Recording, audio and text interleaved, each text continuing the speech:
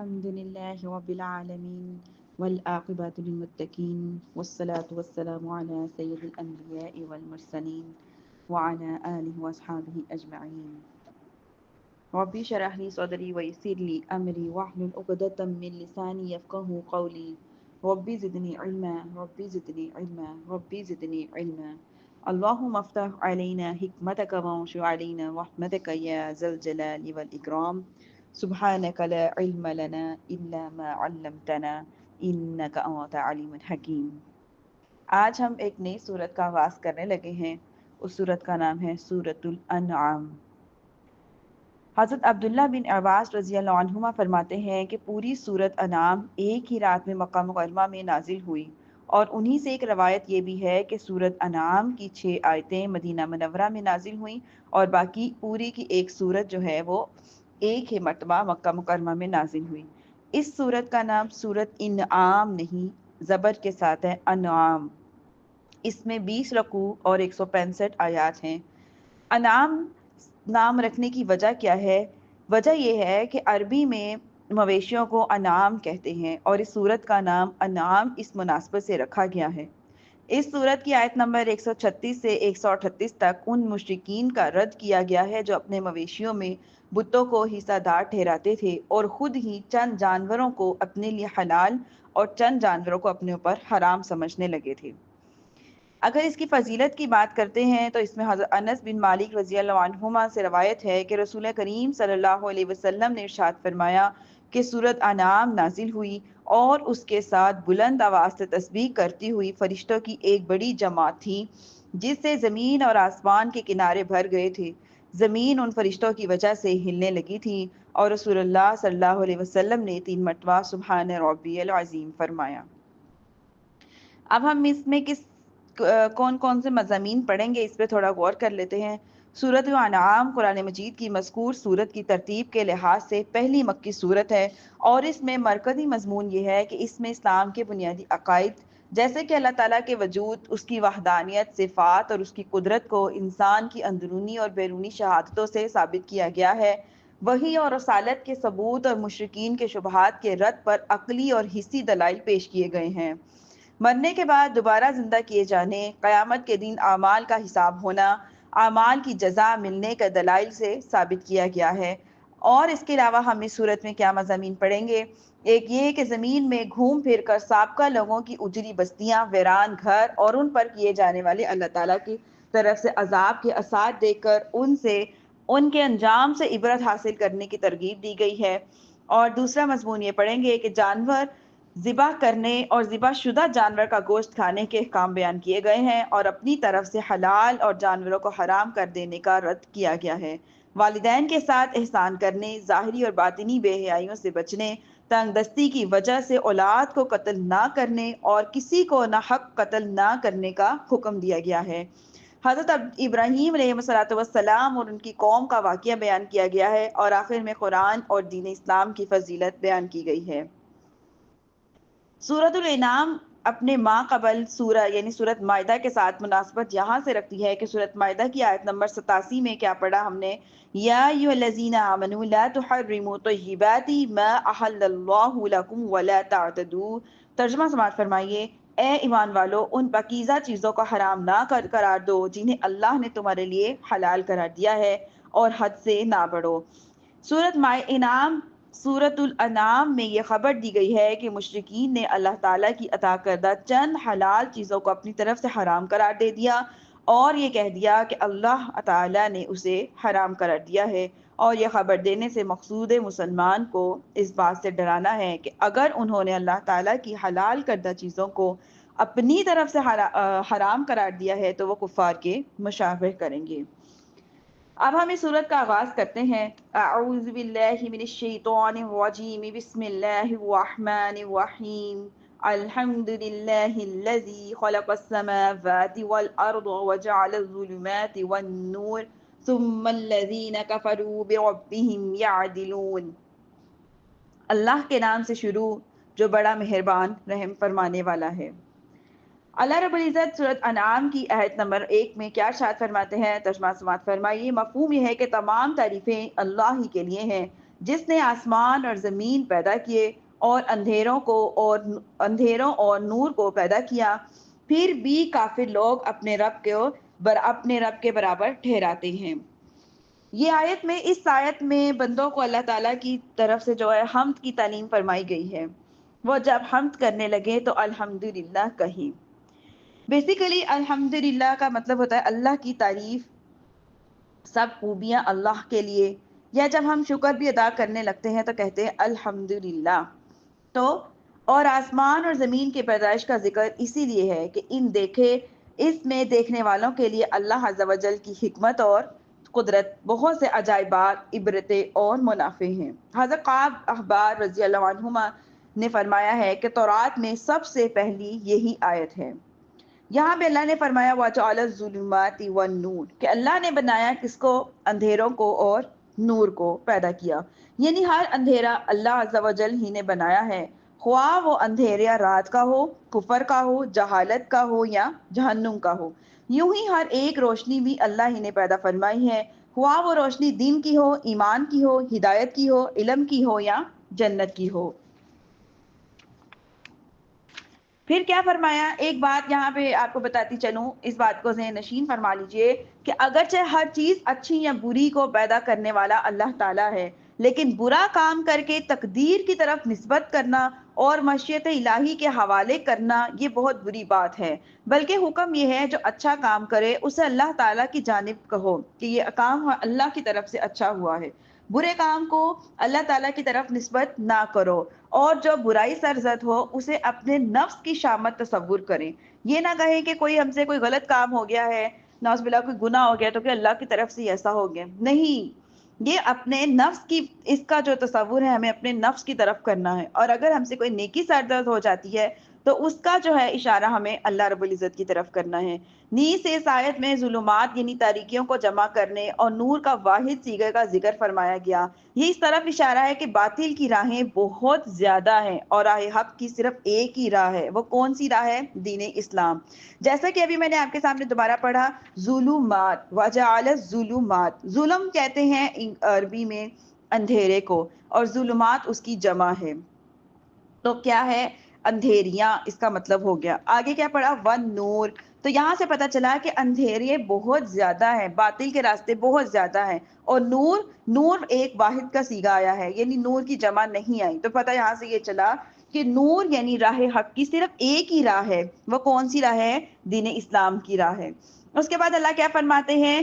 ثم الذین کفروا بربہم یعدلون کہ قدرت الہی کے ان دلائل کے بعد فرمایا کہ ایسے دلائل پر مطلع ہونے اور قدرت کی ایسی نشانیاں دیکھنے کے باوجود کفار اللہ تعالیٰ کے علاوہ دوسروں کو حتیٰ کہ پتھروں کو پوجتے ہیں، حالانکہ کفار اس بات کا اقرار کرتے ہیں کہ آسمان اور زمین کو پیدا کرنے والا کون ہے؟ اللہ۔ یہاں کفار کے شرک کا ذکر ہوا اس مناسبت سے کہ شرک کی تعریف درج ذیل ہے۔ کیا ہے شرک کی تعریف؟ یہ ہے کہ اللہ عز و جل کے سوا کسی غیر کو واجب الوجود یا لائق عبادت سمجھا جائے۔ یہ تو ہم سب اچھے سے جانتے ہیں کہ ہم اپنے کلمے میں کیا پڑھتے ہیں؟ لا الہ الا اللہ، کوئی بھی عبادت کے لائق نہیں ہے مگر اللہ۔ اللہ تعالیٰ کے سوا کسی کو عبادت کا لائق سمجھ لینا، اس کا مطلب ہے شرک، یہ شرک کی تعریف ہے۔ حضرت علامہ سعود الدین فرماتے ہیں کہ شرک کی حقیقت ان الفاظ میں بیان فرماتے ہیں۔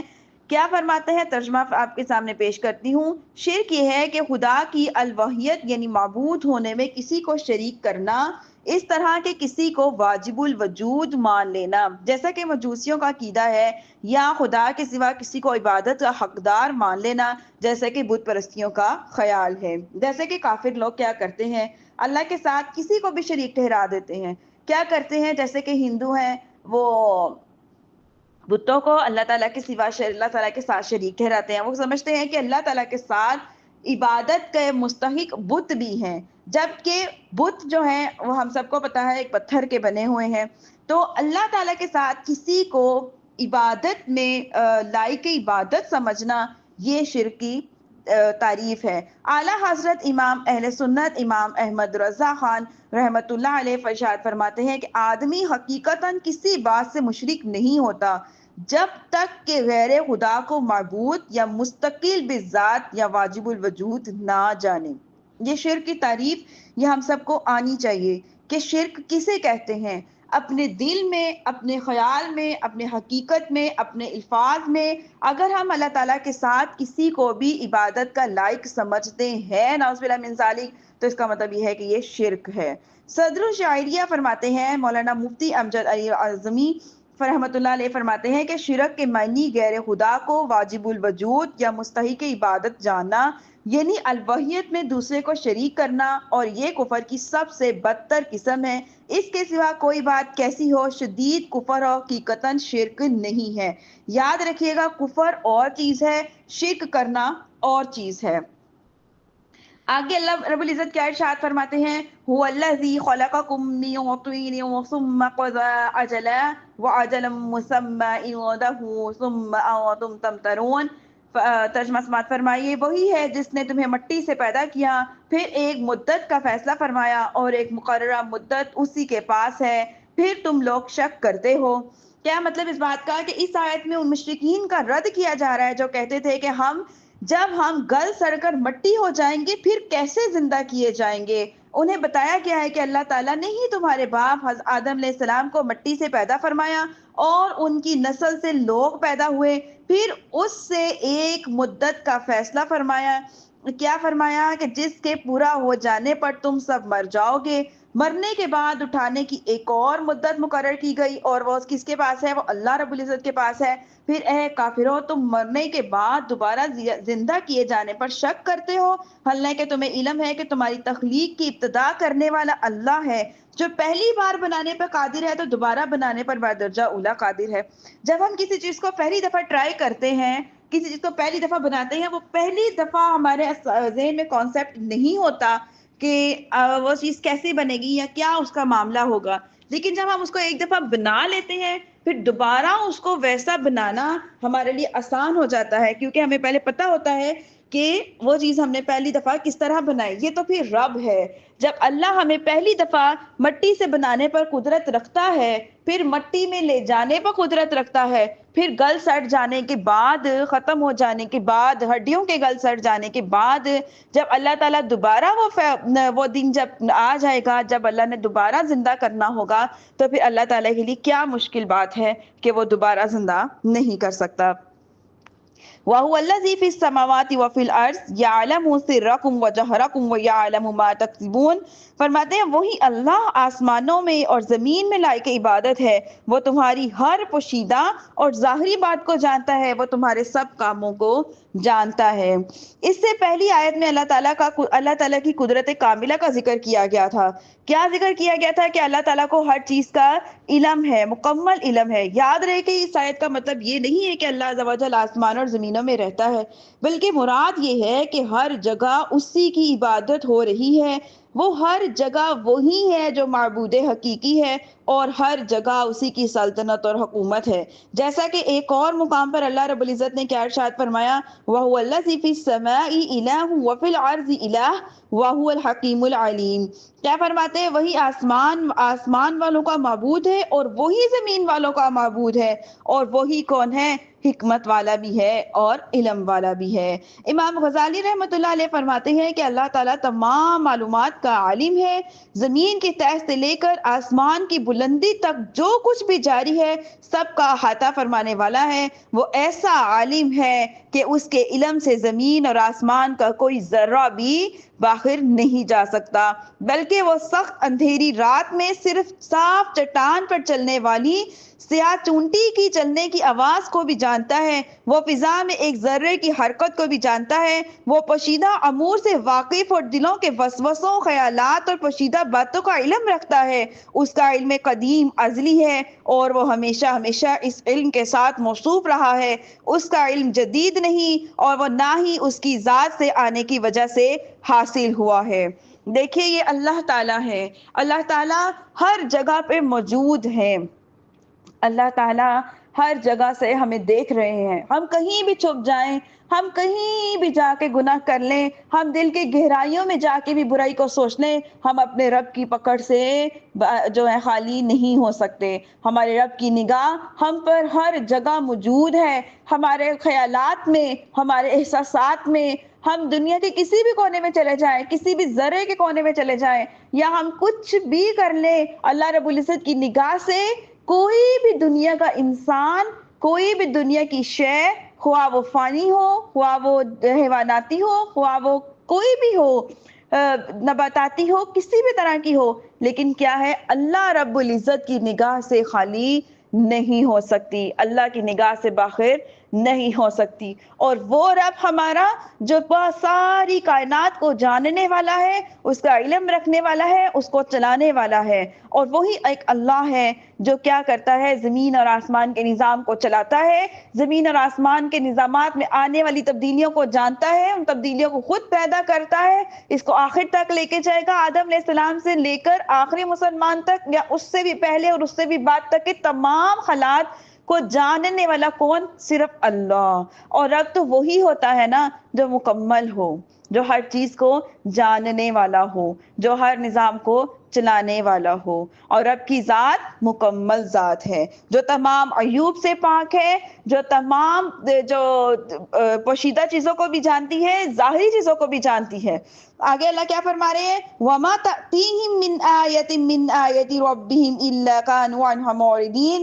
اور ان کے پاس ان کے رب کی نشانیوں میں سے کوئی بھی نشانی نہیں آتی مگر یہ کہ اس سے منہ پھیر لیتے ہیں.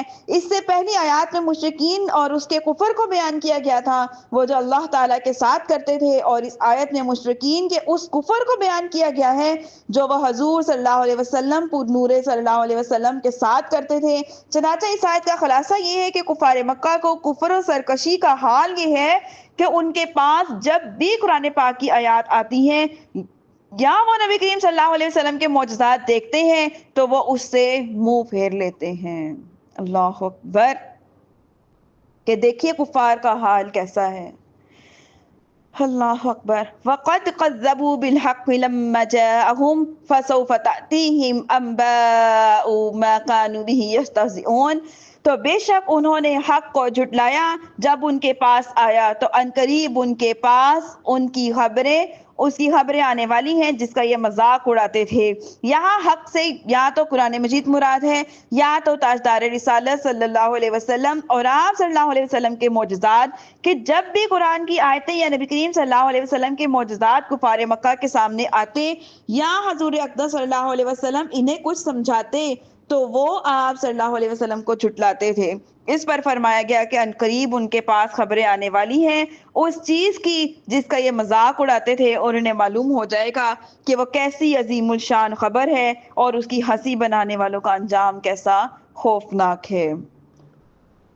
أَلَمْ يَرَوْا كَمْ أَهْلَكْنَا مِنْ قَبْلِهِمْ مِنْ قَرْنٍ مَّكَّنَّاهُمْ فِي الْأَرْضِ مَا لَمْ نُمَكِّن لَّكُمْ وَأَرْسَلْنَا السَّمَاءَ عَلَيْهِمْ مِدْرَارًا وَجَعَلْنَا الْأَنْهَارَ تَجْرِي مِن تَحْتِهِمْ وَأَهْلَكْنَاهُمْ بِذُنُوبِهِمْ وَأَنشَأْنَا مِن بَعْدِهِمْ قَرْنًا آخَرِينَ.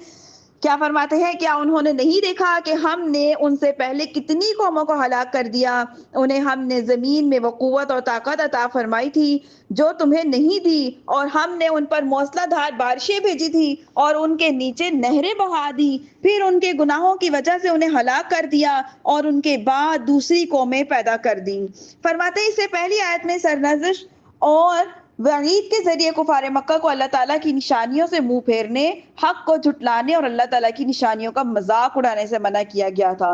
اور اس آیت میں سابقہ قوموں کا عبرتناک انجام بیان کر کے انہیں نصیحت کی جا رہی ہے. چنانچہ ارشاد فرمایا گیا کہ شام اور دیگر ملکوں کی طرف سفر کرنے کے دوران کفار مکہ نے نہیں دیکھا کہ ہم نے ان کے پہلے کتنی قوموں کو ہلاک کر دیا ہے؟ اے اہل مکہ، ہم نے انہیں زمین میں وہ قوت اور طاقت عطا فرمائی تھی جو تمہیں نہیں دی، اور جب انہیں ضرورت پیش آئی اور ہم نے ان پر موسلا دھار بارشیں بھیجی جس سے ان کی کھیتیاں جو ہیں وہ شاداب ہوئی، ان کے درختوں اور رہائش گاہوں اور محلات کے قریب نہریں بہا دی جس سے باغ پرورش پائیں اور پھلوں میں کی کثرت ہوئی، زمین کی زندگانی کے لیے عیش راحت کے اسباب فراہم فرمائے. لیکن جب انہوں نے انبیاء علیہ الصلوۃ والسلام کی تکذیب کی، انہیں جھٹلایا، ان کے احکامات کو جھٹلایا، اور پھر تو ہم نے ان کے گناہوں کی وجہ سے انہیں ہلاک کر دیا، اور ان کی یہ جاہ وحشت اور ساز و زمان انہیں خلاقت سے نہ بچا سکا، اور اس کے بعد دوسری قومیں پیدا کر دی گئیں اور دوسرے لوگوں کو ان کا جانشین بنا دیا۔ ان کا عبرتناک انجام دیکھ کر بھی تم نصیحت حاصل نہیں کرتے اور سابقہ کفار والی روش اختیار کرتے ہو۔ کیا فرماتے ہیں کہ ورنہ سابقہ اختیار والی روش اختیار نہ کرو، ورنہ تم پر بھی ایسا ویسا عذاب نازل کر دیا جائے گا۔ یہ بعد والی قوموں کو بتایا جا رہا ہے کہ تم لوگ کیا کرتے رہے ہو؟ کیا تم لوگوں نے نہیں دیکھا کہ پہلی قومیں اپنے نبیوں کا انکار کرتی تھیں، ان کو جھٹلاتی تھیں، تو اللہ تعالیٰ نے ان کے ساتھ کیا کیا، اور تم بھی وہی کر رہے ہو؟ کیا تم عبرت حاصل نہیں کرتے؟ اس آیت میں گزری ہوئی امتوں کا جو حال اور انجام بیان کیا گیا ہے، وہ لوگ قوت، دولت، مال، عیال اور کثرت کے باوجود کفر اور سرکشی اور انبیاء علیہ الصلوۃ والسلام کے احکامات کی مخالفت کرنے کی وجہ سے ہلاکت کر دیے گئے تھے۔ پھر کیا فرما رہے ہیں کہ اس میں بطور خاص کفار اور عمومی طور پر ہر مسلمان کے لیے عبرت اور نصیحت ہے، اس لیے سب کو چاہیے ان کے حال سے عبرت حاصل کر کے خواب غفلت سے بیدار ہوں، کفر اور سرکشی اور گناہوں کو چھوڑ کر ایمان، اطاعت، عبادت اور نیک کاموں میں مصروف ہو جائیں۔ اب بھی تو دیکھ لیں ہمارا حال کیا ہے، ہمارے کیا حالات چل رہے ہیں کہ ہم لوگوں نے اپنی زندگیوں کو دنیا میں اتنا مصروف کر لیا ہے، اتنا مصروف کر لیا ہے کہ جب قرآن کو پڑھتے ہیں تو بس ایک پارہ ہو گیا، فنش۔ اس میں کیا لکھا ہے، وہ اللہ کیا فرمانا چاہ رہے ہیں، ہمارے نبی کریم صلی اللہ علیہ وسلم ہمیں کیا پیغام دینا چاہ رہے ہیں، کوئی پتہ ہی نہیں۔ اپنی زندگیوں میں بیزی بیزی بیزی، اتنا بیزی ہیں۔ یہ جو قرآن میں بیسیکلی ہمیں جو سبق دیا جا رہا ہے پچھلی قوموں کا بتا کر، اس کا مطلب بے شک اللہ تعالیٰ نے ہمیں یہ ہمارے نبی کریم صلی اللہ علیہ وسلم کی امت میں یہ عذاب نہیں آئیں گے یا ہلاکتیں نہیں آئیں گی، لیکن ہمارے لیے ایک لیسن ہے، ایک سبق ہے۔ وہ کیا سبق ہے کہ ہم بھی کہیں ہم کفار جیسے کام تو نہیں کر رہے، کہیں ہم ان کی طرح گناہوں میں تو ڈوبے ہوئے نہیں ہیں، اپنی زندگیوں کو عیش و عشرت آرام کا طالب تو نہیں بنا لیا ہم نے کہ ہم دین کے لیے کیا کر رہے ہیں؟ کیا ہماری زندگیاں گناہوں کو چھوڑ کر ایمان کی طرف آئی ہیں کہ نہیں آئی، عبادتوں کی طرف آئی ہیں کہ نہیں آئی، اطاعت کی طرف آئی ہیں کہ نہیں آئی؟ اگر نہیں آئی تو یہ ہمارے لیے ایک سبق ہے کہ بھائی اللہ ان سے ناراض ہو سکتا ہے تو ہم سے کیوں ناراض نہیں ہو سکتا؟ کیا ہمارے اعمال رب کی ناراضگی کا سبب تو نہیں بن رہے؟ آگے کیا فرماتے ہیں اس آیت میں؟ یہ بھی بات معلوم ہوتی ہے کہ دنیاوی خوشحالی، یہ بہت اہم پوائنٹ ہے، اس کو غور سے سنیے گا، یہ بات ہرگز نہیں ہے کہ دنیاوی خوشحالی، مال، دولت، سہولیات کی کثرت اللہ تعالیٰ کی رضامندی کی علامت ہے۔ اوہو، ہم تو خسارے کے لوگ ہیں۔ کیوں؟ کیونکہ دولت والوں پہ ہم کیا کرتے ہیں؟ حسرت سے دیکھتے ہیں، انہی کو سلامیں پیش کرتے ہیں، اور جن کے پاس دولت کی کمی ہو جاتی ہے لوگ انہیں ویلیو ہی نہیں دیتے۔ کیا فرماتے ہیں کہ اللہ تعالیٰ کی رضا کی علامت نہیں ہے یہ اگر اللہ تعالیٰ کسی کو خوشحال زندگی عطا کرتے ہیں، مال دولت دیتے ہیں، سہولیات کی کثرت دیتے ہیں، یہ رب کی رضا ہرگز نہیں ہے، ورنہ قارون تو بہت بڑا مقبول بارگاہی الہی ہوتا۔ قارون کو اتنا بڑا جو ہے اس کو عذاب کیوں ملا؟ کیوں وہ زمین کے اندر دنسایا گیا؟ اگر دولت کی بات ہوتی تو وہ اللہ تعالیٰ کا سب سے زیادہ محبوب ہوتا، کیونکہ اس کے پاس تو بڑی دولت تھی۔ یہاں سے ان لوگوں کو درس حاصل کرنا چاہیے جو مسلمانوں کے مقابلے میں کفار کو دنیاوی ترقی، سائنسی مہارت، سہولیات کی کثرت، ایجادات کی بہتات، مال و دولت کی فراوانی دیکھ کر انہیں بارگاہ الہی میں مقبول اور مسلمانوں کو مردود سمجھتے ہیں، اور اخلاق اور کردار میں مسلمانوں کو کفار کی تقلید کا مشورہ دیتے ہیں۔ کفار کی یہ دنیاوی کامیابی مقبولیت کی نہیں بلکہ مہلت کی دلیل ہے کہ اللہ تعالیٰ جب کسی کی لاٹھی کو بے آواز چھوڑ دیتے ہیں کہ اس کی رسی کو ڈھیل دے دیتے ہیں، اللہ تعالیٰ فرماتے ہیں کہ چلو لگے رہو، میں بھی دیکھتا ہوں کب تک تم ایسے کرتے ہو۔ پھر جب اللہ کی پکڑ آ جاتی ہے تو نعوذ باللہ من ذالک پھر ساری دنیا بھی مل کے بچا نہیں سکتی۔ کیا فرماتے ہیں؟ یہ اللہ تعالیٰ کی کامیابی کی دلیل نہیں ہے، دنیاوی کامیابیوں کی قبولیت کی دلیل نہیں ہے، بلکہ ایک مہلت ہے، کیونکہ اللہ تعالیٰ کا قانون یہ ہے کہ وہ کافروں کو جلد پکڑ نہیں دیتا اور بلکہ انہیں مہلت دیتا ہے، انہیں آسائشیں عطا کرتا ہے، پھر انہیں اپنے عذاب میں مبتلا کرتا ہے۔ نیز نام نہاد دانشور مسلمان کو یورپ کی اندھی تقلید کا ہی نہ فرمائے تو بہتر یہ ہے کہ وہ اپنی قانونی سوچ اپنے پاس ہی رکھیں. بہتر یہ ہے کہ جیسے کہ ہم پریفر کرتے ہیں کہ ہمیں سہولتیں ملنی چاہیے، کافروں کے ملکوں میں جاتے ہیں، مختلف ان کی روایات پہ عمل کرتے ہیں، یہ جیسے سائنس اتنی ترقی کر رہی ہے ان کو اپریشیٹ کرتے ہیں، ان کے طریقوں پر چلنے کی کوشش کرتے ہیں ہمارے بچے ان کے جیسے بن جائیں، ان کی لائف سٹائل کو اپنانا شروع کر دیں، انگریزی بولنا شروع کر دیں. اس کو ہم بڑا سٹیٹس سمجھتے ہیں، بڑا سٹینڈرڈ سمجھتے ہیں. اے مسلمان بہنوں، یہ سٹینڈرڈ نہیں ہے، یہ سٹینڈرڈ نہیں ہے، یہ جہالت ہے، اللہ تعالیٰ کی ناراضی کا سبب ہے. بہترین ماں وہی ہے جس کی اولاد جو ہے وہ اللہ تعالیٰ کی عبادت کرنے والی ہو، قرآن اور دین کو سیکھنے والی ہو، سنتوں پر عمل کرنے والی ہو. اصل ماں کامیاب وہی ہے اور اصل اولاد کی کامیابی بھی وہی ہے. دین کو سائیڈ پہ رکھ دینا، صرف کیا ہے 5 نمازوں کو بتا دیا، وضو کا بتا دیا، چلو جی ہمارے بچے تو نماز پڑھتے ہیں، اٹ مینس کہ ہمارے بچے بڑے اللہ والے ہو گئے. باقی کسی چیز اچھائی برائی کا نہیں پتا، حلال حرام کا نہیں پتا، اور ہم نے اپنے بچوں کو کیا سکھانا شروع کر دیا ہے؟